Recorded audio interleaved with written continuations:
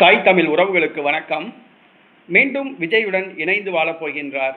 மீண்டும் விஜயுடன் இணைந்து வாழப்போகின்றார் என்ற தலைப்பில் இந்த காணொளியை நாம் காண்கிறோம். பிரபல தமிழ் திரைப்பட நடிகர் விஜய். இவர் 2024ஆம் ஆண்டு தமிழக வெற்றி கழகத்தை ஆரம்பித்தார். 2026ஆம் ஆண்டு ஆட்சியை பிடிப்பதற்காக தேர்தல் பிரச்சார வேலைகளில் ஈடுபட்டிருந்த நேரத்தில் திடீரென அவரது மனைவி சங்கீதா செங்கல்பட்டு நீதிமன்றத்தில் குடும்ப நல நீதிமன்றத்தில் வாகரத்து கேட்டு வழக்கு தொடுத்தார். பிரபல தமிழ் திரைப்பட நடிகையோடு திருமணத்துக்கு மீறிய உறவில் இருப்பதாகவும் தன்னை புறக்கணிப்பதாகவும் கூறி தனக்கு வாகரத்து வேண்டும் என்று வழக்கு தொடுத்தார்.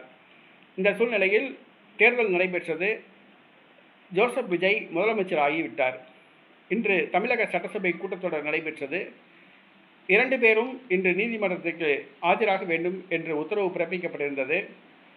ஆனால் திடீரென்று முதலமைச்சர் ஜோசப் விஜய் மனைவி சங்கீதா வாகரத்து வழக்கை வாபஸ் பெறுவதாக அறிவித்தார். வழக்கை திரும்ப பெறுவதாக அறிவித்தார். அதனை ஏற்று நீதிபதி இந்த வாகரத்து வழக்கை முடித்து வைத்துள்ளார்.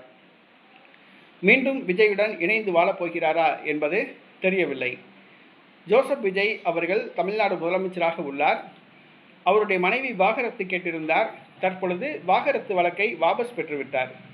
ஒருவேளை பணம் எதுவும் செட்டில்மெண்ட் ஆகிவிட்டதா என்பதும் தெரியவில்லை. அல்லது மீண்டும் இணைவதற்கு ஒப்பந்தம் ஏற்பட்டு வழக்கை வாபஸ் பெறுகிறாரா என்பதும் தெரியவில்லை. தற்போது விஜய் தமிழ்நாடு முதலமைச்சராக உள்ளார். அவரது மனைவி சங்கீதா லண்டனில் இருப்பதாகவும் கூறப்படுகிறது. விஜய் வீட்டில் இருப்பதாகவும் கூறப்படுகிறது. சரியான தகவல்கள் எதுவும் தெரியவில்லை.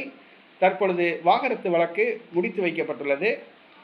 விஜயுடன் இணைந்து வாழப்போகிறாரா அல்லது மீண்டும் தடித்து வாழப்போகிறாரா என்பதும் தெரியவில்லை.